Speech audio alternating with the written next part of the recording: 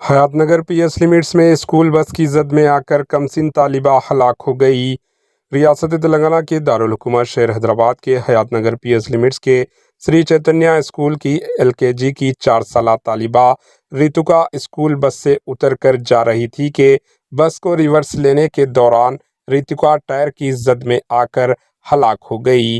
लड़की को अस्पताल ले जाया गया लेकिन डॉक्टर्स ने मुर्दा करार दिया। पुलिस ने केस दर्ज कर लिया है। मजीद तहकीकात जारी है। Bureau report, AHN news.